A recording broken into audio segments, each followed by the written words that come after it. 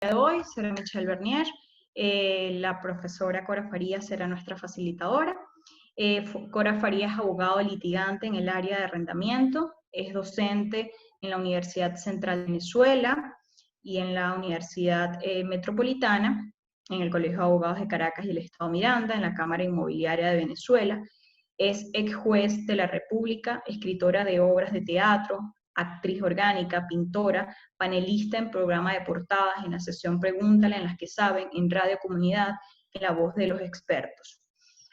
Bueno, todo un personaje. Cora es una persona muy recomendada, la cual tiene amplia experiencia en materia de arrendamiento y sé que será para cada uno de ustedes un espacio fructífero de formación y lo más importante, de crecimiento profesional y mejoramiento en cada una de sus áreas. Espero que puedan disfrutar esta sesión y sin más preámbulos, profesora, el espacio es suyo. Bueno, pues muchísimas gracias. Gracias a esta institución tan importante a través de la cual hay un intercambio de conocimientos, de relaciones interpersonales y profesionales para el bienestar de cada uno de nosotros y sobre todo en esta época de cuarentena. Me siento honrada de esta invitación y sumamente complacida porque definitivamente en la educación, en el conocimiento está el progreso de los pueblos. No cabe duda que el tema de siempre, el tema álgido o el que está de boca en boca, sobre todo en los últimos años, a raíz de esa legislación tan variopinta, diría yo, que tenemos desde aproximadamente el año 11, diría yo. El arrendamiento se ha convertido no en la alternativa de vida del venezolano, como decía yo, sino en el dolor de cabeza del venezolano, sea arrendador propietario, sea arrendatario. ¿Por qué? Bueno, yo siempre lo he sostenido y es que cuando se legisla en un país, debe legislarse para todo el país.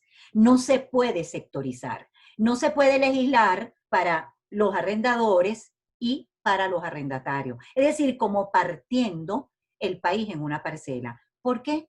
Porque son actos administrativos de efectos generales que afectan a toda una población y que cuando se sectorizan, se parcializan, indiscutiblemente que afectan a uno o a otro de los grupos que integran ese gran país que en este caso es Venezuela. Yo siempre he sostenido que el derecho es una ciencia y que como tal tiene que ir superándose y cambiando. Pero si eso es así, el cambio tiene que ser de una manera equilibrada, equitativa, para que las partes intervinientes, y en concreto en materia de arrendamiento, no se sientan lesionados en la esfera de sus derechos e intereses y que exista esa discriminación mencionada de que yo soy arrendador, el perdedor, y yo soy arrendatario o inquilino, el beneficiario. No, no, no. Aquí no hay ni perdedor, ni no perdedor o algo parecido. Aquí existe un consenso de voluntades respecto a un bien inmueble que se le va a pagar un canon de arrendamiento por un tiempo determinado a los efectos de que ese arrendador entregue el inmueble para el uso, goce y disfrute de ese inmueble al arrendatario, quien lo va a utilizar por un tiempo determinado a cambio del pago de un precio o de un canon. ¿Qué ocurre? Cuando nosotros conceptualizamos en el 1579 del Código Civil el contrato de arrendamiento, pensamos que eso es verdad. Y evidentemente que yo siempre creí que era verdad hasta el año 11, cuando me cambiaron el concepto, lo desnaturalizaron. Incluso en la Ley de Regularización y Control de Arrendamiento de Vivienda se llega al extremo de hablar de que el arrendamiento transfiere.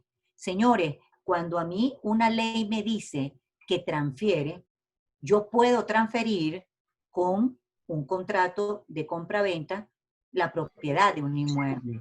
Pero yo cuando estoy cediendo el uso, goce y disfrute de un inmueble, yo no estoy transfiriendo, yo estoy cediendo.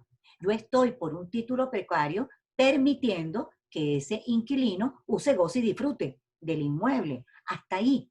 Yo no estoy vendiendo, yo no le estoy diciendo al inquilino, eso es suyo, mire, eso es mío o de mi representado cuando hay un mandato, pero usted lo va a usar, gozar y disfrutar por un tiempo determinado. Y cuando termine ese tiempo, me estoy refiriendo a la cláusula de la temporalidad, usted me lo regresa. Por eso, yo siempre he sostenido que cuando nosotros vamos a hablar de contrato de arrendamiento y ahora en época de cuarentena, nosotros debemos tener muy presente que al margen de los elementos esenciales del contrato que les acabo de mencionar, en esas cláusulas hay unas que son, pero primordiales y de mucho cuidado. La primera, yo tengo que identificar a las partes, porque si ese contrato, que recuerden a nivel del Código Civil, yo contrato para mí y para mis causavientes a título universal, porque recuerden que el contrato de arrendamiento es el único contrato que se transmite a sus herederos,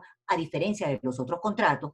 Bueno, cuando yo contrato, yo lo estoy haciendo como una persona natural o jurídica y debo identificarme. ¿Y cómo me identifico? Como identifico a cualquier persona, porque cuando lo lleve a la jurisdicción, si yo he identificado mal y soy el propietario quien demanda el desalojo, por ejemplo, se me va a demorar el proceso porque posiblemente la parte demandada me va a oponer una cuestión o defensa previa de que, por ejemplo, la falta de cualidad de la parte que demanda o de la parte demandada. Entonces, la identificación es muy importante. Si es persona jurídica, hay que colocar el RIF, que es la cédula de identidad de esa persona jurídica. En segundo lugar, el objeto de ese contrato de arrendamiento, que es un bien inmueble constituido por una casa, un bien inmueble constituido por una oficina, un galpón, un consultorio médico, un colegio, un depósito, una escuela, un inmueble constituido por un local. Y de acuerdo con la identificación que hay o que existe de ese inmueble en el documento de propiedad, señalarlo, definirlo. Un inmueble constituido por una casa ubicada en la urbanización, por ejemplo, Colinas de Vista Alegre, Segunda Calle, Quinta Cora, Municipio Libertador, del Distrito Capital, de esta ciudad de Caracas. No dar por sobreentendido que como es municipio libertador, no se incluye Caracas. No. Acuérdense que en el derecho, y ese es un viejo aforismo, lo que abunda no daña. Entonces, identificamos bien. Pero ahora viene otra cláusula que es fundamental y es la del canon de arrendamiento.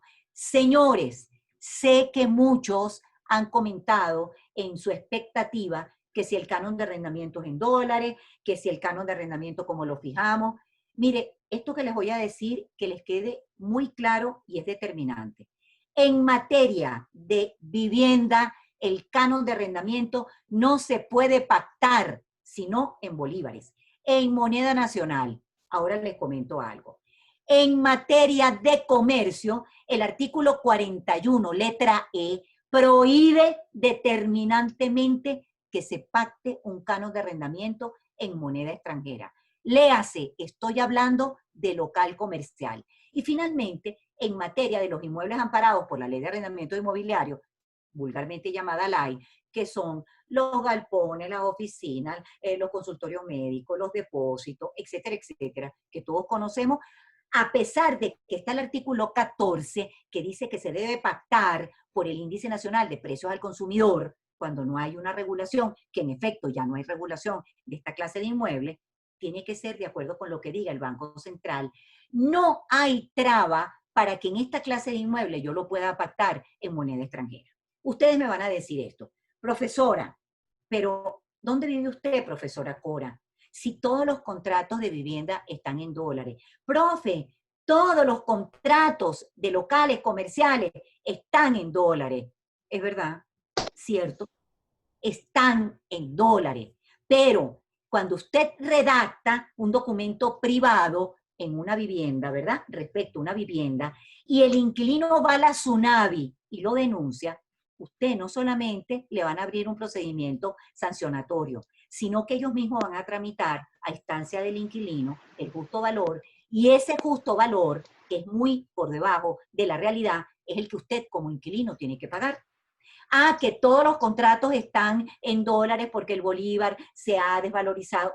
Todo eso es cierto, pero estamos hablando hoy en este conversatorio de nada más y de nada menos de un contrato de arrendamiento con cláusulas que nos permiten defendernos en las relaciones jurídicas, en las relaciones personales. Entonces, ya está claro que ese precio, ese canon, solamente en materia de vivienda se puede establecer en bolívares de acuerdo con el justo valor que se tramita ante la SUNAVI. Ahora bien, los locales comerciales, ciertamente. Todos los locales comerciales que yo conozco, aun cuando sea en el sitio paupérrimo de la ciudad o del país, está pactado en dólares. Pero ¿qué ocurre? El artículo 32 de la Ley de Arrendamiento Comercial prevé que existen cualesquiera de 3 métodos para fijar el alquiler. 1, el canon de arrendamiento fijo. 2, el canon de arrendamiento variable que llega a un tope del 8% del porcentaje de venta, y cuando se trata de actividades recreacionales hasta el 15%, y finalmente el mixto, que es una mezcla del fijo con el variable. Pero el artículo 41 es catapultante y dice que está prohibido. Y ustedes me dirán, profe, ¿y cómo hacemos? Bueno, es un riesgo, es un riesgo. Miren, si hay una persona que a lo largo de toda la vida de docente, siempre he dicho que el que arriesga ni pierde ni gana. Pues miren, ustedes le advierten al cliente, mire señor, usted no puede contratar en dólares. Ah, pero usted quiere contratar en dólares, usted se quiere arriesgar. Bueno, ¿cómo hacemos? Ya usted sabe, como abogado de él, que lo va a defender cuando el arrendatario vaya aquí en Caracas a la Dirección de Gerencia Comercial y lo denuncie porque ese contrato de arrendamiento fue pactado en dólares. Entonces, ¿qué recomendación doy yo? De que le hablen claro al cliente, que le digan, y el cliente va a decidir. Mire, todos los clientes juran y perjuran que se puede establecer cánones de arrendamiento en dólares. Y no es verdad, no es verdad. En el único, y siempre existe la duda, es en la categoría de inmuebles amparados por la ley. Pero ahora viene una cláusula que nos trae a todos de cabeza, y es la de la duración del contrato de arrendamiento. Señores, yo quiero que sepan que en materia de vivienda hay un mínimo de 1 año para establecer la cláusula de temporalidad. Pero ese mínimo de 1 año, y ahora viene la sorpresa, solamente se puede renovar por preferencia del inquilino. ¿Están escuchando, no?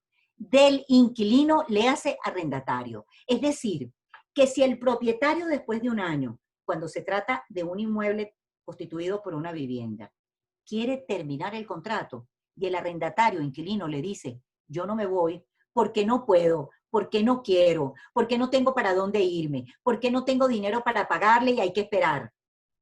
Ustedes tienen que hacer como Pilatos, bajar la cabeza y lavarse las manos. No les queda más alternativa que aceptarlo. ¿Por qué?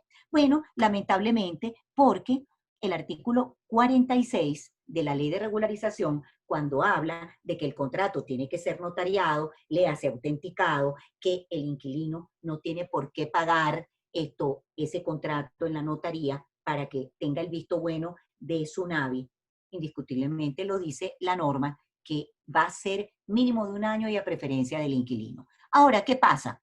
Miren, arriesgarse a establecer esta cláusula de la temporalidad de acuerdo con lo que dice la ley, porque el contrato tiene el visto bueno de la SUNAVI, lo dejo a la libre voluntad de ustedes.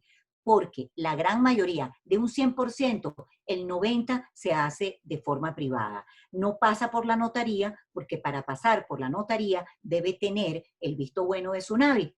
Y finalmente, cuando se trata de un contrato de arrendamiento constituido por un local comercial, indiscutiblemente, el artículo 13 de la Ley de Regularización de Arrendamiento Comercial establece que el arrendatario tiene legítimo derecho que se le elabore un contrato escrito. Es decir, ellos están basándose en la normativa del Código Civil del 1579 de que ese contrato sea por un tiempo determinado, que tampoco puede ser en materia de comercio tiene que ser mínimo un año. Mínimo un año, ¿por qué?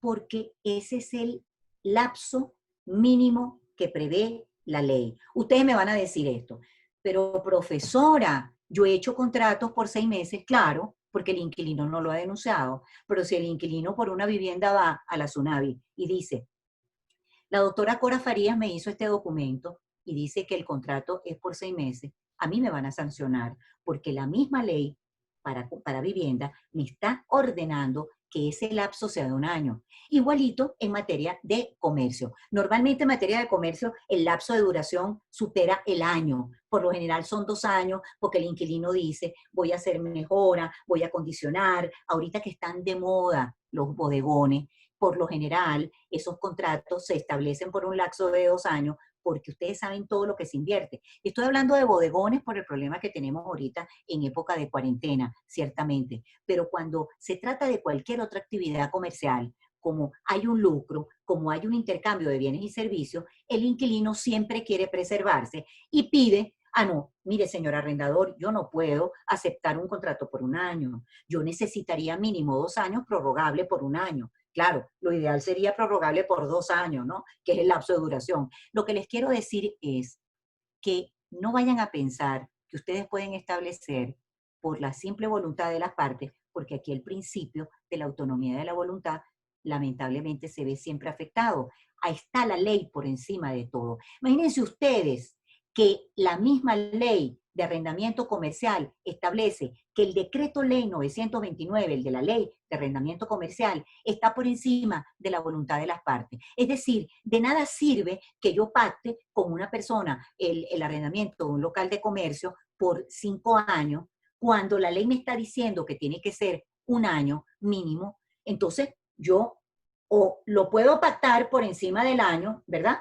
Pero no lo puedo pactar por debajo del año, simplemente porque la ley me lo prohíbe y hay una norma en la ley de arrendamiento comercial que dice que no se puede sacrificar la realidad por las formas. Entonces la realidad es que el pacto tiene que ser mínimo un año. Que yo quiera establecer 6 meses o 3 meses, no lo debo hacer. ¿Por qué? Porque esta persona va a ir a la gerencia comercial, a la Dirección de Gerencia Comercial, que está adscrita al Ministerio de Finanzas y va a denunciar.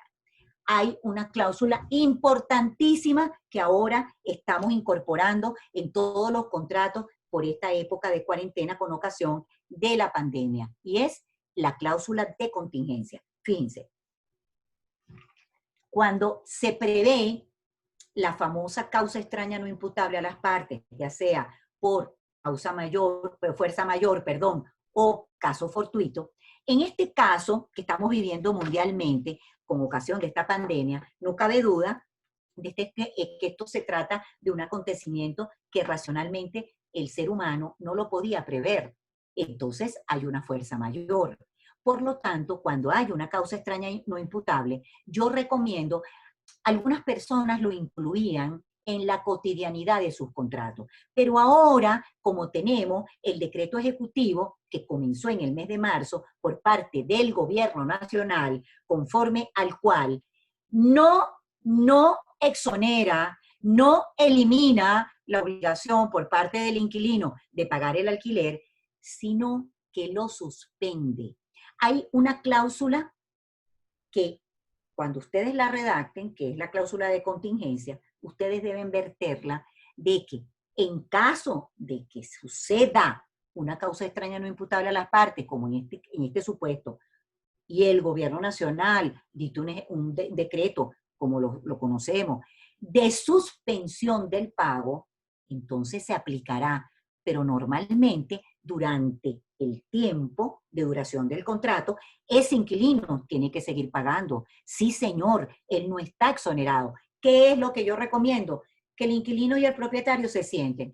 Mire, señor propietario, yo le pago a usted 500 mensual, pero créamelo, tengo el negocio cerrado, no le puedo pagar sino 250. Y después del 1 de septiembre, que es la fecha tope que estableció el gobierno, yo le comienzo a pagar el alquiler completo más los 250 que le debo. Estoy poniendo un ejemplo. deben sentarse, deben buscar un arreglo, porque no podemos ir contra la naturaleza y contra todo lo que está pasando. Hay negocios que están abiertos, los supermercados, las farmacias, los bodegones. Esa gente tiene que pagar el canon de arrendamiento completo. Es más, yo creo que en su vida habían percibido tantos ingresos como ahora. Esa gente está excluida de esta normativa. Pero los demás que están cerrados, por ejemplo, le estoy poniendo un ejemplo, un bufete de abogados, el mío. ¿Cómo voy a ir yo a mi bufete cuando no es posible el acceso a los municipios y mucho más específicamente en esta semana que estamos radicalizados? Y vamos a suponer que no lo es, ¿verdad? Que yo estuviera alquilada en mi oficina. Yo puedo perfectamente plantearle a mi arrendador, mire, ojo, le puedo plantear, no es lo legal, ya les voy a explicar por qué. Mire, yo no estoy produciendo absolutamente nada porque hay una cuarentena judicial. Y el arrendador decirme, no, usted me tiene que pagar completo. Permítanme señalarle que el arrendador tiene razón. ¿Por qué? Porque en ese decreto del Ejecutivo solamente se refirió a la vivienda principal, que es la vivienda donde reside la familia, y a los locales comerciales. A todos los inmuebles amparados por la ley los excluyó. Es decir, si yo soy inquilina de una oficina, de un consultorio médico, de una escuela, de un colegio, de un depósito, lamentablemente yo tengo que pagar la totalidad del alquiler aun cuando esté cerrado. ¿Qué colegio está abierto ahorita? A ver, ¿qué escuela de baile o qué escuela de repostería o qué escuela de inglés está abierta? A ver, ¿qué consultorio médico por vía de sección puede estar funcionando con la cotidianidad? Ninguno, porque estamos todos en cuarentena. Pero ese rubro de inmueble está obligado a pagar el alquiler. Ahora bien, ustedes, dentro de las expectativas que tenían allí, preguntaron que cómo se puede proteger la vivienda, qué puede hacerse ante la intervención de tsunami. Miren, yo, para los que me conocen, que creo que hay un buen grupo de personas aquí, incluso de las que está hoy, que me conocen, saben que yo siempre he sido consistente y coherente en mis afirmaciones en esta materia. Yo no recomiendo alquilar vivienda. ¿Por qué? Si soy arrendador, desde luego. ¿Por qué? Primero porque corro el riesgo, si yo no lo hago a través de Tsunami, que si lo hago en dólares y si me voy de bruces y en lugar de establecer una cantidad decente, como diría yo, establezco por un apartamento $2,000, algo así similar, ese inquilino va a ir a la Tsunami y me va a denunciar. Entonces, ¿qué garantía tengo yo? Ninguna. Siempre voy a tener el riesgo, voy a correr el riesgo manifiesto de que ese inquilino me denuncie. En materia de vivienda, la situación es sumamente delicada, porque la vivienda es un artículo para primera necesidad, la vivienda es un derecho humano, no así la oficina, ni tampoco el local. Entonces, están ultra protegidos por el Estado. Y por más que yo quiera exponer en un contrato de arrendamiento 20, 30 cláusulas, pretendiendo protegerme, estas son normas de orden público que alguien también comentó. El artículo 7 de la ley establece que las normas en materia inquilinaria no se pueden relajar por pactos entre las partes, porque son de orden público. Entonces, si yo coloco algo que vulnere la esfera de los derechos e intereses del inquilino, estoy perdiendo. ¿Por qué? Porque de igual manera, lex es lex, dura lex. La ley es la ley, pero la ley es dura. Entonces, ¿qué recomiendo yo en materia de vivienda? Ser muy prudente, muy cauteloso a quién se los vamos a arrendar. Si no queremos tener el inmueble solo porque corremos el riesgo, ¿verdad? Está desocupado, está vacío, de que no los invadan o de que, caramba, de que se corra el riesgo de que nos roben o qué sé yo. Mire, yo les sugiero, aun cuando estén perdiendo en época de cuarentena, que pongan en venta ese inmueble. Ustedes a lo mejor les va a chocar esto que yo les digo, pero a la postre van a decir, la profesora tenía razón. ¿Saben por qué? Porque los dolores de cabeza que ustedes van a tener cuando alquilen un inmueble destinado a vivienda no tienen parangón. Eso es la historia sin fin, como digo yo. Ustedes saben cuándo comienzan y no saben cuándo terminan. Cuando ustedes comienzan el procedimiento previo administrativo a la demanda ante la Tsunami, ustedes comienzan, por ejemplo, en el año 2000. estoy echando para atrás el tiempo, en el año 2000. En el año 2010, 10 años mínimo, es que a lo mejor, si hay un refugio temporal, ustedes pueden recuperar el inmueble para su cliente. ¿Qué pasa si el cliente tiene 70 años? ¿Qué va a hacer el cliente a los 80 años en ese inmueble? Lo único que puede hacer es morirse, porque evidentemente que por ley de vida y con la situación que siempre vivimos de angustia y de desasosiego en el país, es muy probable que sus nervios no estén como los de un acero templado. Entonces, a mí me parece que arriesgarse a tener que tramitar este procedimiento previo no es que yo voy a estarme 10 años en la SUNAVI, no, sino que yo tengo que tramitar primero en SUNAVI, obtener el acto administrativo de efectos particulares que me habilita la vía judicial, luego acudir a la vía judicial que tiene dos instancias, primera y segunda instancia, y después que yo obtenga la sentencia, volver a irme a la SUNAVI para la búsqueda del refugio temporal, con la observación que ese acto administrativo primigenio dictado por la SUNAVI es recurrible en nulidad ante el contencioso administrativo y que en el contencioso hay una primera instancia que es en el superior y hay una apelación ante la Corte primero o segunda. Esto que les estoy diciendo, que suena rapidito, pudiera pensarse que también es rápido en el tiempo.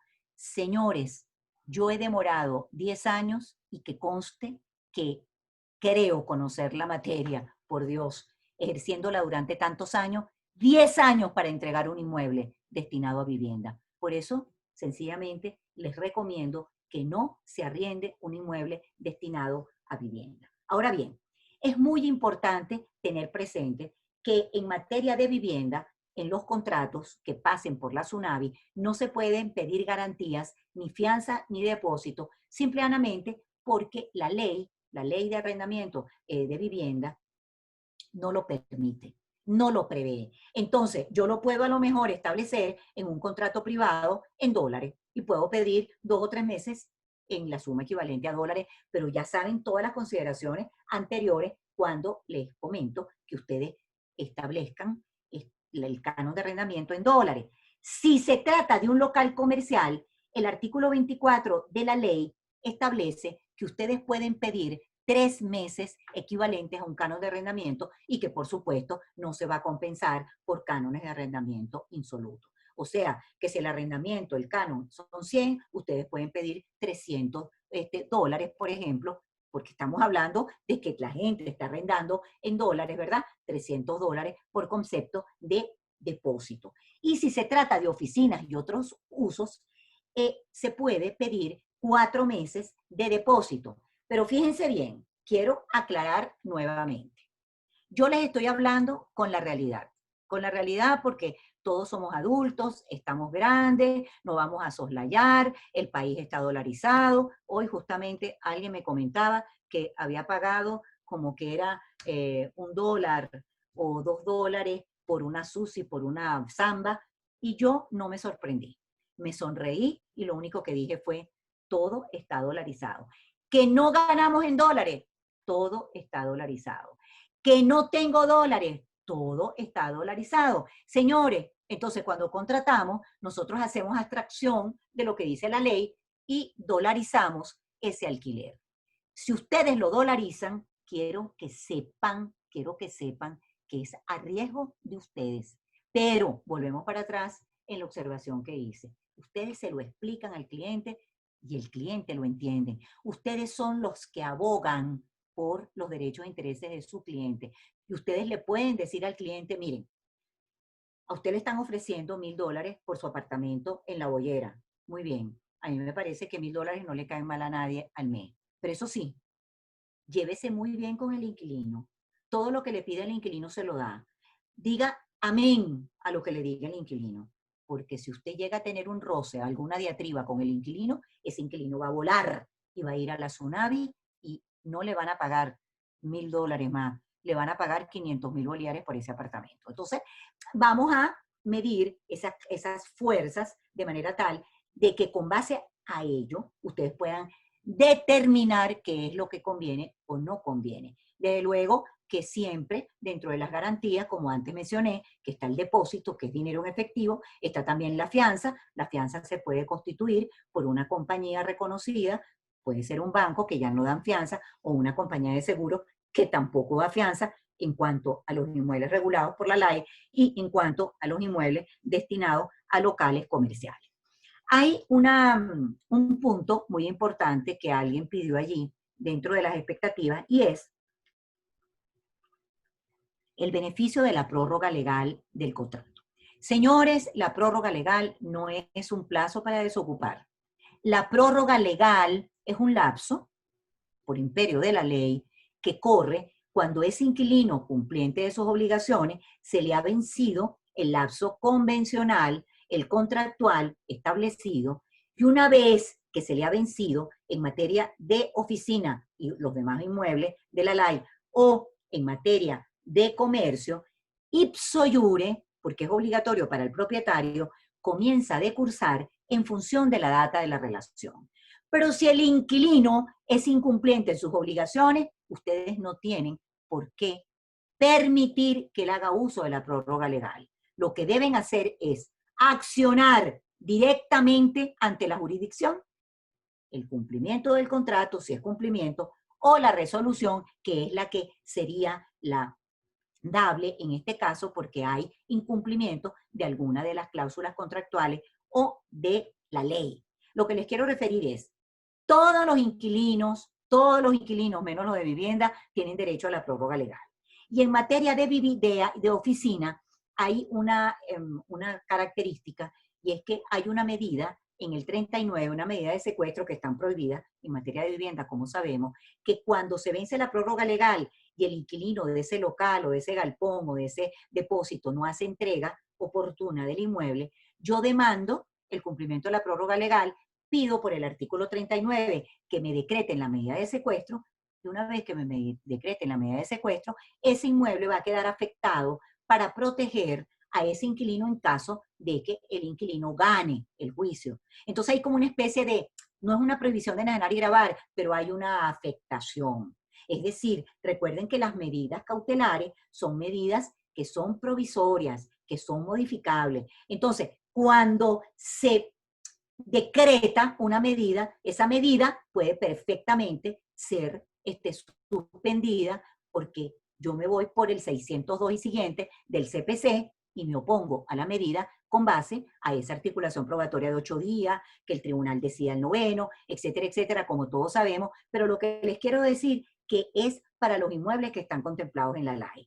Porque para los inmuebles que están contemplados en la ley de arrendamiento comercial, lamentablemente yo tengo que agotar una vía administrativa ante la Dirección de Gerencia Comercial que no puede exceder de 30 días y pedirle después al tribunal que me la decrete. En materia de vivienda están terminantemente prohibidas las medidas cautelares desde el 6 de mayo del año 11, cuando se decretó el 8.190 contra desalojo y desocupación arbitraria de vivienda. A partir de ese momento, cualquier vivienda, si el inquilino no paga, si el inquilino le hace mejoras no autorizadas, si el inquilino deteriora el inmueble, no es dable a ningún tribunal de la República, con el riesgo de que puedan destituir a ese juez de decretar una medida cautelar. Palabras más, palabras menos, yo lo que quiero es esto, que tengan estas consideraciones y que ahora que estamos en pandemia, que tenemos la modalidad del contrato de arrendamiento privado, nos manejemos con mucho tino. ¿Por qué? Porque como las notarías ni los registros están activos por ahora, dicen que los van a reactivar. Por allí me enviaron algo hoy de que parece que el SAIME determinó de que los iban a reactivar. Yo no he confirmado la información, envían muchas cosas por WhatsApp, qué sé yo, pero sería estupendo de que, bueno, volviéramos por lo menos 3 días a la semana o 4 días, en fin, con este tipo de actividades, porque si no, todos los contratos de arrendamiento tienen que plasmarse en un documento privado, que como sabemos el contrato de arrendamiento, un documento privado, solamente tiene efectos entre las partes, pero no frente a terceros. La única manera de que tenga efecto frente a terceros es si ese contrato de arrendamiento es debidamente autenticado ante notaría pública. Yo considero de que lo que están haciendo la gran mayoría de los inmobiliarios es una alternativa porque no tienen opción. Ellos incluso los contratos de compra-venta los están conteniendo en documentos privados y colocan la cláusula de contingencia, la que yo les aludía, que en virtud de que existe una causa extraña no imputable, cuando cese el lapso del decreto que establece el Ejecutivo, entonces, y se reabran las oficinas de registro inmobiliario, inmediatamente se protocolice por una cuestión que es de derecho. Usted no puede hacer la tradición del bien vendido, sino a través de la inscripción en el registro. Usted puede entregar las llaves si le pagan completamente la totalidad del precio, pero recuerden que para ustedes poder enajenar ese inmueble, posteriormente debe estar debidamente inscrito en la oficina subalterna del registro público de la jurisdicción del inmueble. Les hice esta acotación porque el contrato de arrendamiento, ahora que se está, y el contrato de compraventa, que ahora se está elaborando, todos sin excepción se contienen en documentos privados. Entonces, considero que con estas pautas, que con todo esto, que estas consideraciones, valga la redundancia, que les he formulado en este momento,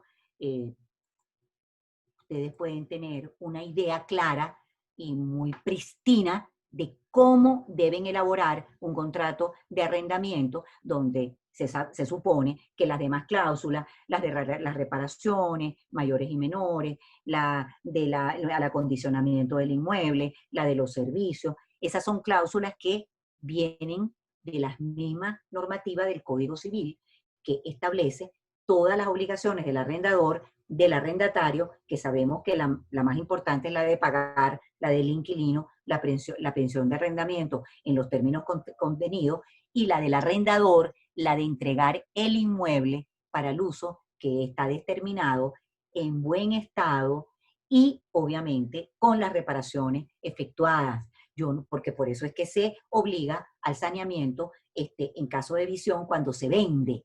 En materia de arrendamiento, la obligación del arrendador es de entregar la cosa en buen estado. Para eso, cuando ustedes redactan el contrato, yo siempre lo digo, deberían acompañar las fotos, porque a posteriori pasa el tiempo, ustedes no se percatan y perfectamente bien pueden variarle por completo la estructura del inmueble y ustedes decir, bueno, un momentico, ¿qué pasó acá? Si estas son las fotos al inicio y miren ahora cómo está mi inmueble. Entonces, estas son precauciones, prevenciones que debemos tomar cuando celebramos contratos de arrendamiento a los fines, señores, de que ustedes queden protegidos. Creo, ahora sí, que con todas estas consideraciones, mi querida anfitriona, podemos, con todo gusto, comenzar el lapso de preguntas y respuestas. Ok, bueno, muchísimas gracias, profesora Cora. Aquí estoy, les recuerdo a los participantes que las preguntas las hacen por escrito, y aquí están llegando una que pregunta si se puede alquilar un apartamento residencial como oficina.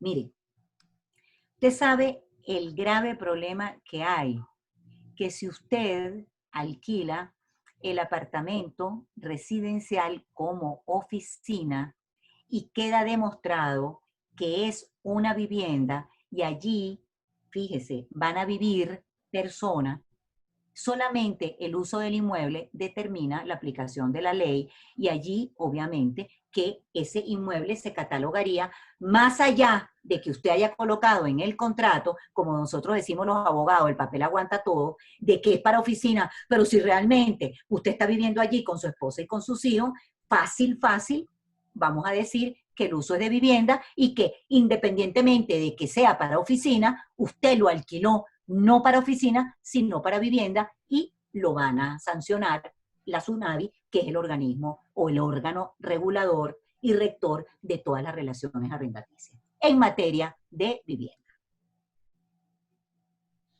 Aquí dice que el uso va a ser como oficina. O sea, a pesar de que es un apartamento residencial, se alquila como oficina, pero el uso que se le va a dar es de oficina. O sea, nadie va a vivir ahí. y está catalogado como vivienda. Bueno, mire, he conocido casos donde, de acuerdo con el documento de condominio, es una vivienda. Por ejemplo, aquí donde yo vivo, y que se establezca en uno cualquiera de los apartamentos una oficina. El riesgo que se corre son las denuncias. Se van a denunciar. Claro, yo voy a denunciar a la asociación de vecinos, yo voy a denunciar a la juez de paz, yo voy a denunciar, obviamente, esto porque me están utilizando un inmueble que está destinado a vivienda como oficina, entonces me le están cambiando el uso. Es un riesgo. Yo no lo recomiendo. Ahora, si la persona, ayer era donde yo les decía, díganle al cliente, mire señor, esta es la situación. ¿Usted lo acepta? Perfecto. Incluso si le pueden hacer un correíto al cliente donde le mencionen eso y que el cliente esté en cuenta, usted queda preservado como abogado, porque el día de mañana el cliente le va a decir, caramba, doctor, pero usted no me dijo a mí que yo me iba a meter en un problema. No, mire, aquí está el correo. En este correo de tal fecha, yo le dije que ese apartamento usted no lo iba a usar como vivienda, y es para vivienda, sino como oficina, y usted está violando el uso que está determinado en el documento de condominio. Eso es lo que yo considero.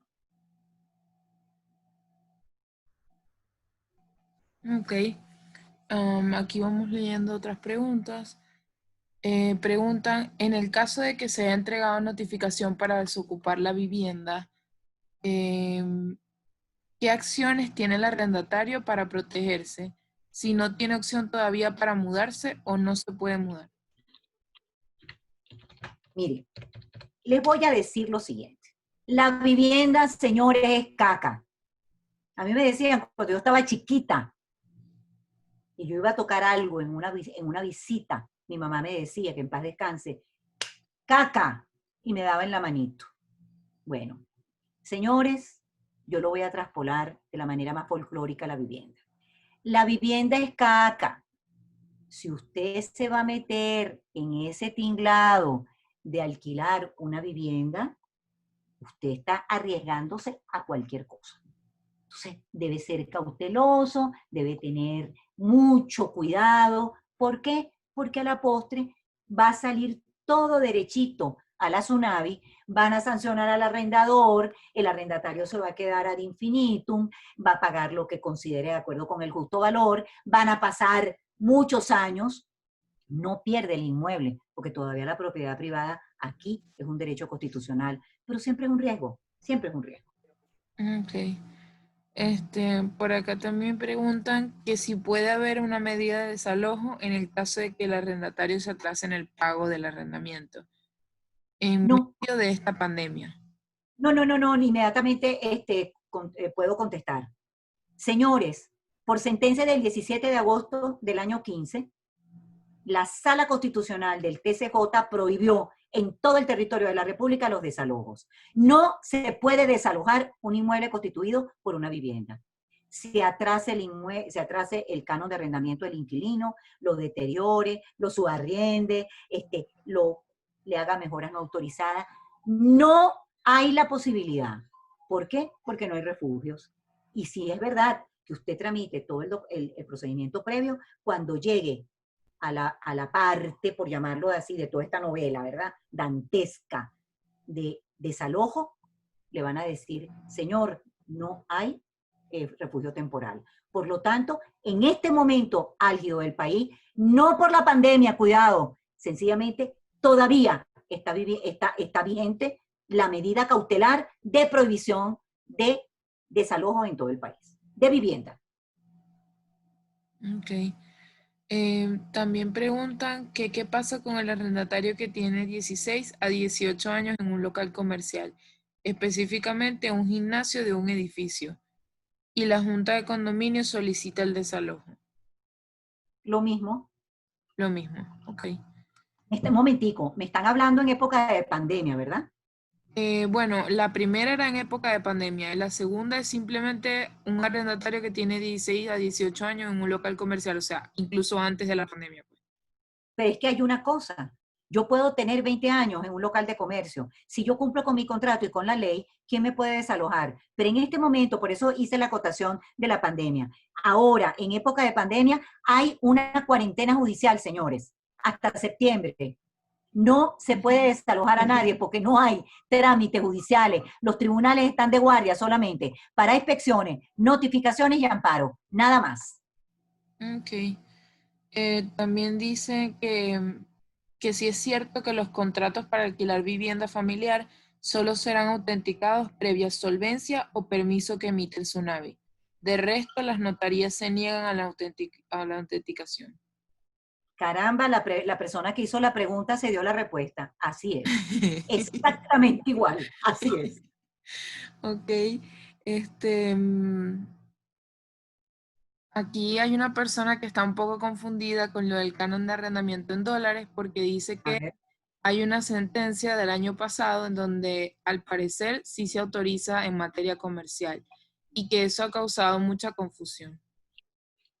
Bueno, eso me encanta esa pregunta porque siempre me la hacen. Entonces, no recuerdo la fecha de la sentencia, pero la sentencia es de octubre del año pasado. Se trata de un galpón regulado por la ley de arrendamientos inmobiliarios, señores, no un local comercial. Y se pactó en dólares. Y por lo tanto, el pago, claro, como moneda de cuenta, ¿verdad? Tenía que ser catalogado en dólares y pagado en bolívares, el equivalente.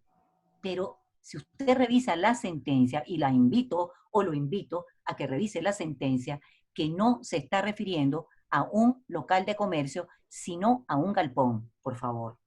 Si me da un chance, yo puedo buscar la sentencia aquí en mi casa, la puedo buscar. Pero bueno, se nos haría un poquito más largo esto, ¿no? Bueno, podemos Pero ir respondiendo el resto de las preguntas y dejar eso para el final, o también muy bien. creo que se pueden responder todas las preguntas y esa información o material adicional que usted tiene nos los envía y nosotros se los enviamos por correo a todos los participantes. Encantada de la vida. Ujú. Bueno, aquí también preguntan que qué pasa cuando es el inquilino el que desocupa un inmueble antes de cumplir el tiempo del contrato. Contrato que fue privado y en dólares y entregó depósito. Y el arrendador se niega a entregar el mismo, valiéndose del Perdón, decreto de suspensión del pago perdón, de alquiler. Michelle, es que Ujú, acabo de conseguir que ujú, la sentencia es del 16 de octubre del año 19, Grupo Empresarial Urbina G1, CA, ujú, contra la Sociedad Mercantil Centro Clínico Vista, California. ujú. Fíjense, estaba bajo la vigencia de la ley de arrendamiento inmobiliario. Entonces, allí lo que se discute es cuál es la ley aplicable, la ley. De todas maneras, evidentemente, bueno, yo le puedo pasar el, el material sin ningún inconveniente, pero acabo de corroborarlo. La sentencia, por cierto, la ponente, la doctora Marisela Godoy, que es excelente abogada y que forma parte del Tribunal Supremo de Justicia. Ahora, por favor, Michelle, vuélveme a repetir, ¿sí? Ok, sí, dice, ¿qué pasa cuando es el inquilino el que desocupa un inmueble antes de cumplir el tiempo del contrato? Contrato que además fue privado y en dólares y entregó depósito. Y el arrendador se niega a entregar el mismo, valiéndose del decreto de suspensión del pago de alquileres. Fíjense lo siguiente, el decreto de suspensión, ustedes lo acaban de decir, es de pago de alquileres. Él está obligado a pagarle, a reintegrarle el depósito a ese inquilino. Es más, debería darse con una piedra en los dientes, como decimos aquí nosotros coloquialmente, ese arrendador de que el inquilino le está entregando, porque normalmente el arrendador tiene que demandar cuando no le entrega. Entonces, ¿qué haría ese inquilino? Mi recomendación, cuando cese la pandemia, cuando pase la tormenta, como digo yo, simplemente demande y la demanda la tiene ganada, pero completica. Ok. También preguntan que si realmente tiene validez los contratos privados en este momento y sobre todo de vivienda. Sí, claro, sí, tienen validez, claro que sí. Entre las partes tienen validez, ¿cómo no? Ok.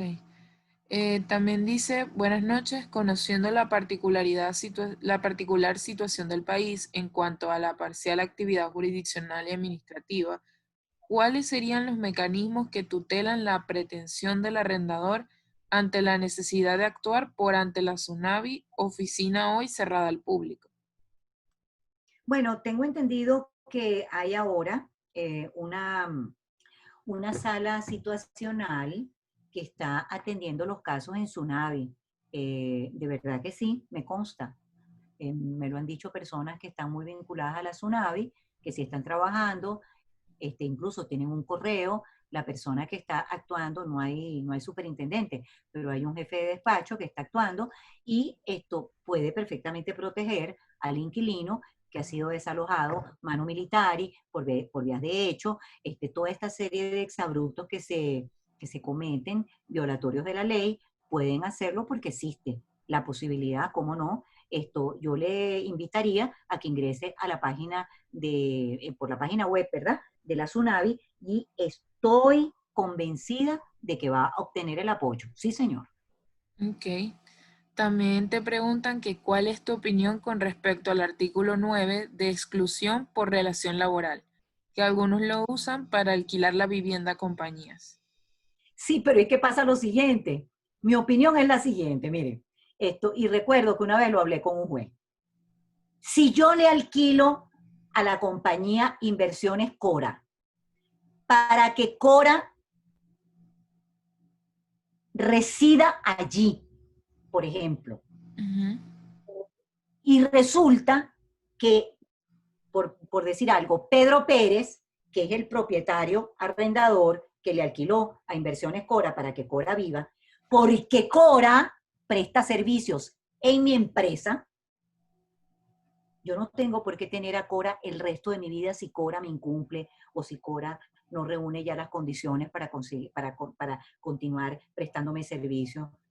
Pues sencillamente, al cesar la relación laboral, y yo lo estoy conteniendo en mi contrato, yo puedo perfectamente demandar y decirle, mire, estoy hablando, cuidado, estoy hablando de oficinas, locales comerciales, estoy hablando de todo lo que no sea vivienda, simple y llanamente, porque si el uso es de vivienda, señores, tienen que abortar en la SUNAVI con el procedimiento previo. Olvídense de otra cosa.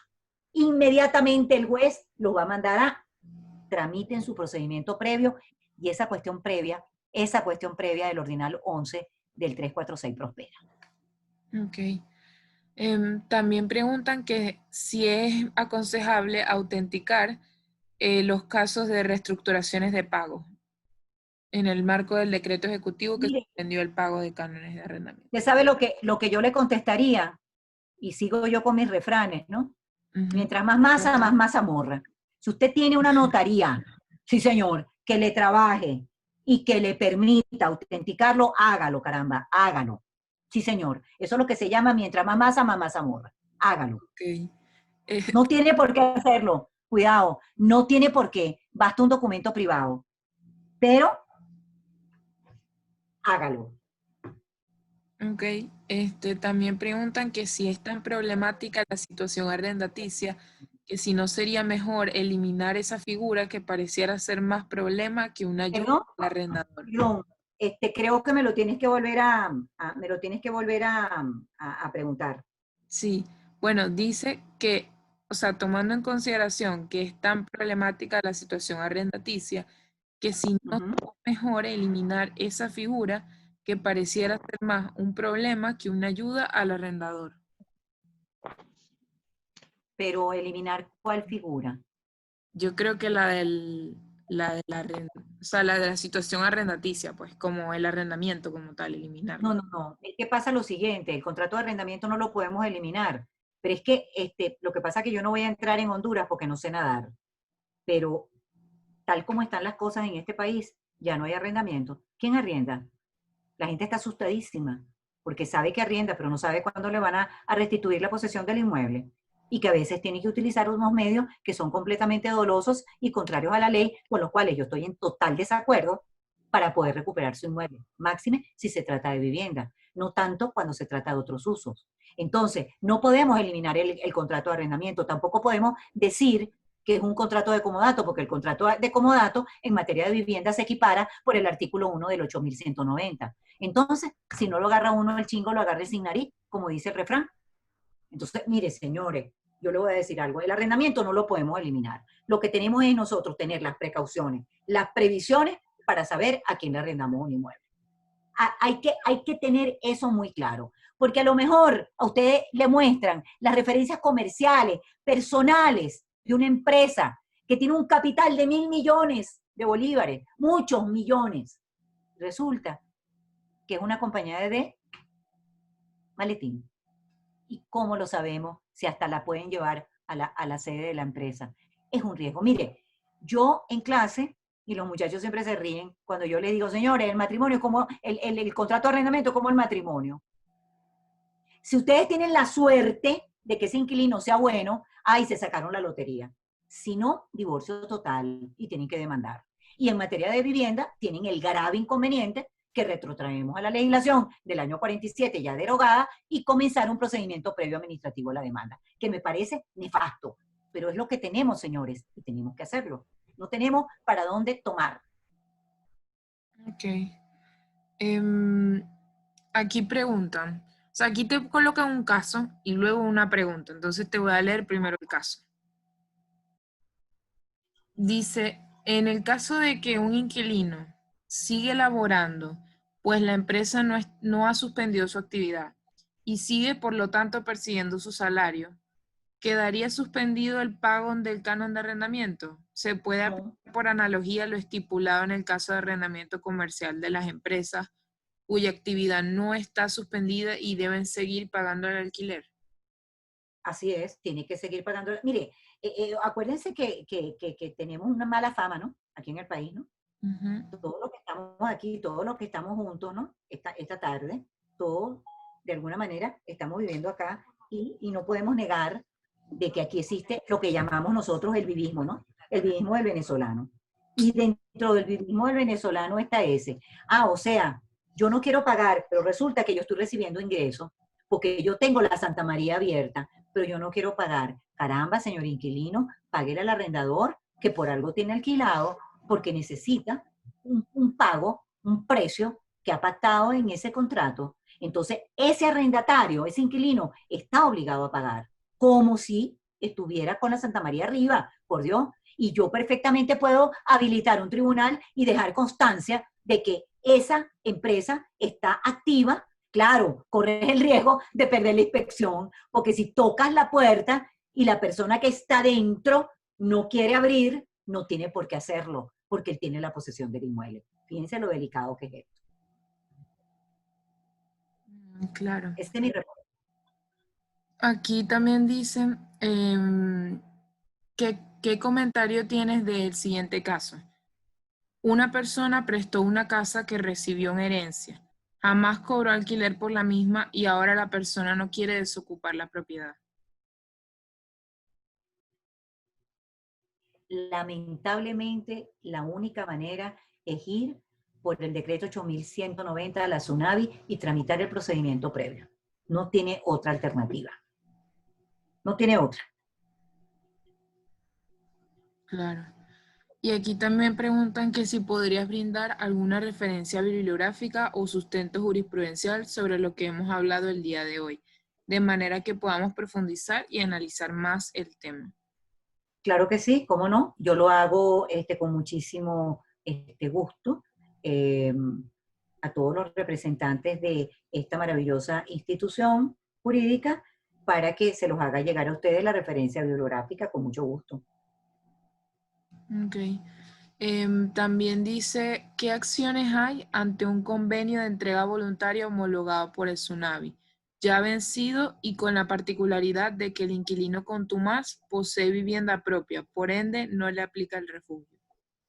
Sencillamente, la única manera es pedir la ejecución de ese convenio que se firmó ante la SUNAVI, pero siempre va a correr el riesgo de que si no tiene a la mano ese arrendador un refugio temporal, no puede lograr el desalojo de ese inmueble, aun cuando se haya firmado ese convenio transaccional en la SUNAVI. Lamentablemente, el refugio temporal, la verdad, es que es tarea del arrendador, no del Estado, por lo que yo veo. Claro. También dice, antes de la sentencia mencionada que prohíbe los desalojos, ¿era posible desalojar el arrendatario de un inmueble destinado a la vivienda si éste tenía hijos menores de edad? No, no, no, no, no, no, no, no. Eso es un albur. Cuidado con eso. Eso es una, eso forma parte de la fantasía de algunos que creen que porque tengan personas mayores o porque tengan niños menores de edad, no los pueden desalojar. Miren, antes de que hubiese esta legislación, yo le podría contar a ustedes todos los desalojos que hice con mujeres que estaban amamantando a sus hijos y con señores que no podían ni caminar, pero que resulta que el inquilino tenía 10 meses sin pagar. Eso no tiene nada que ver. Lo que sucede es que recuerden que para la LOPNA, el interés superior del menor está por encima de todo. Acuérdense de eso. Entonces, nosotros los abogados nos basamos en ello para presionar. Ah, no, a esa persona tiene niños. No, no, no, no, no. Si yo estoy violando la ley, o sea, la normativa que establece como de las obligaciones principales, el pago de la pensión de arrendamiento en los términos convenidos, y no lo hago, a mí perfectamente me pueden compeler a través de una demanda a que yo desaloje el inmueble. Ah, que el juicio dure 10 años, eso es otra cosa. Pero a mí me pueden perfectamente tramitar, independientemente de que esté mi papá, mi mamá, mi abuelo y toda la generación, y encima de eso una cantidad de muchachitos. Eso no tiene nada que ver. Claro.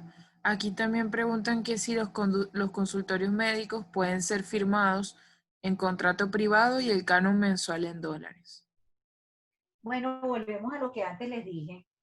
Realmente, miren, ellos forman parte de los inmuebles que están regulados por la LAI, y al estar regulados por la LAI, no existe una prohibición expresa y se puede perfectamente pactar en dólares. Pero ellos en este momento no están exonerados por el decreto del gobierno del 23 de marzo. Ellos están obligados a pagar, ténganlo abierto o lo tengan cerrado. Pero si lo quieren pactar en dólares, no hay problema. Para los únicos que no pueden pactar en dólares, y lo vuelvo a repetir, es vivienda y comercio. Pues está prohibido por la misma ley. Ok. También preguntan, con todo este asunto del cierre de notarías, ¿qué consecuencias se pudiesen derivar por no autenticar el contrato de arrendamiento? No, ninguna. El contrato es ley entre las partes. Yo puedo perfectamente no firmarlo ante ninguna notaría y ese contrato es perfectamente válido. No nos trae ningún inconveniente. Es decir, yo puedo necesariamente, no tengo por qué notariar el contrato. Lo que pasa que el venezolano normalmente tiene la mentalidad que si no pasa por el funcionario público, aquello no tiene valor. No es cierto.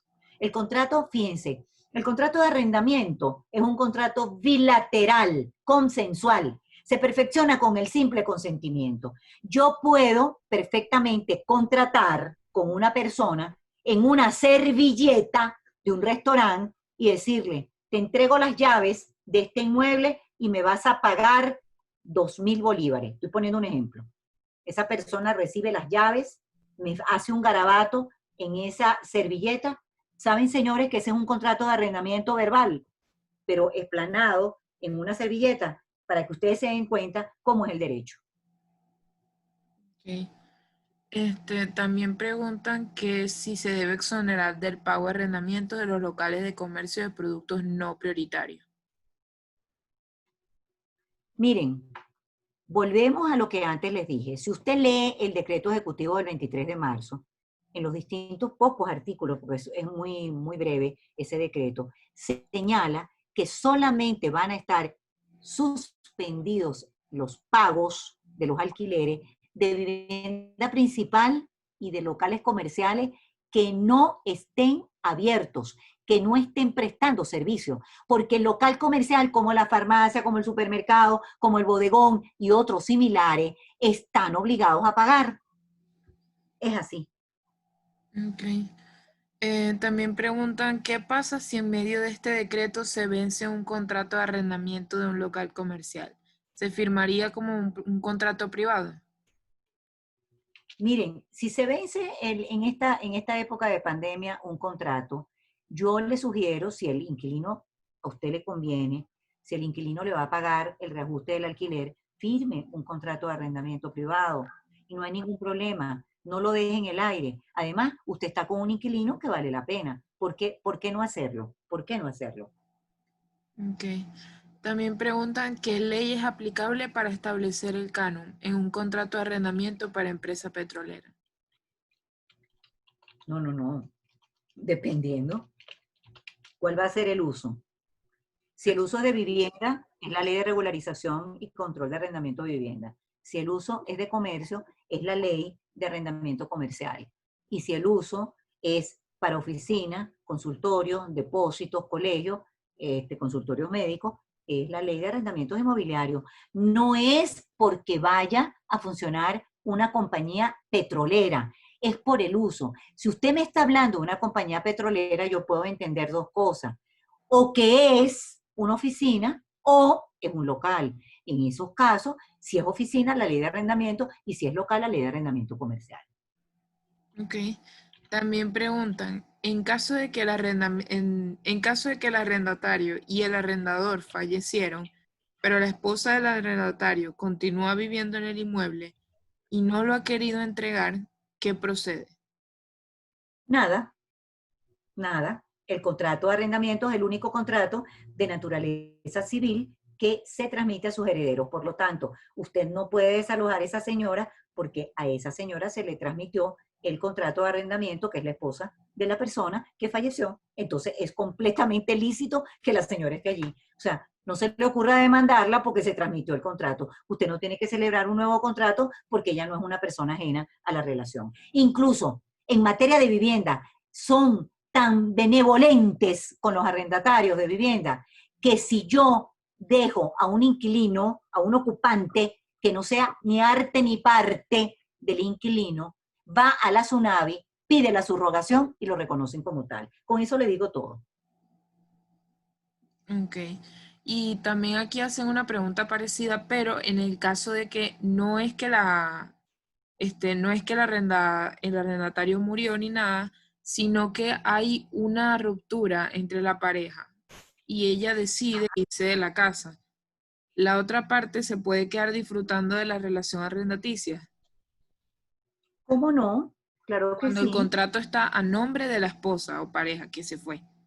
No hay ningún problema porque la ley de regularización contempla la figura de la subrogación, que tiene 60 días para hacerlo después que la persona se haya ido. Y la reconoce la SUNAVI con todos los efectos legales como si fuera el verdadero inquilino. Uh-huh. Ok. Por ahora también están enviando muchos mensajes de felicitaciones, de saludos que te mandan, que excelente ponencia. Em, Aquí preguntan que si en los estados del interior del país existe alguna coordinación u oficina del Tsunami. De verdad, existe delegación de SUNAVI, pero no creo que en todos los estados del país, no creo. Y les voy a decir algo para que se angustien más. Si no existe la delegación en todas las provincias del país, usted tiene que venir aquí a la avenida principal de las Mercedes, donde está la oficina principal de la SUNAVI enfrente del Paseo de las Mercedes. Si usted vive, por ejemplo, en Ureña, en el estado Táchira, y allá no hay una oficina de SUNAVI, usted tiene que venirse para acá y gastar ese dineral, sea arrendador o sea inquilino, para poder tramitar su asunto de vivienda aquí en Caracas. Ok.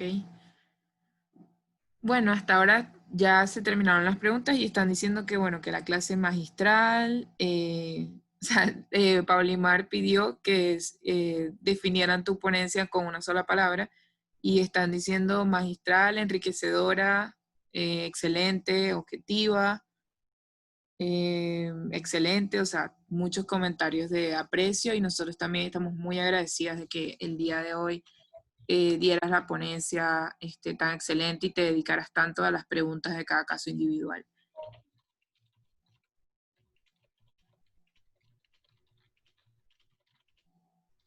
Y bueno, muchísimas gracias por tu participación. No sé si tienes unas palabras de cierre, algo que le quieras dejar a las personas que se conectaron. Por supuesto que sí. Ujú. Les estoy escribiendo algo. Fíjense, yo considero que esta cuarentena, y quiero que lo tomen tal cual como se los voy a exponer como cierre. Ay, caramba, que esta cuarentena les sirva de reflexión a cada uno. Todos tenemos el derecho y el deber de aportar nuestro granito de arena. En este momento todos somos iguales. Aquí no hay distinciones de ninguna especie. Entonces, como no tenemos tribunales, como no tenemos sino clases a distancia en las universidades, tenemos las aulas virtuales, que de paso, aquí entre nos, las odio, porque me encanta apachuchar a mis alumnos, me encanta abrazarlos, me encanta decirles cómo están, cómo estoy, pero ahora no se puede.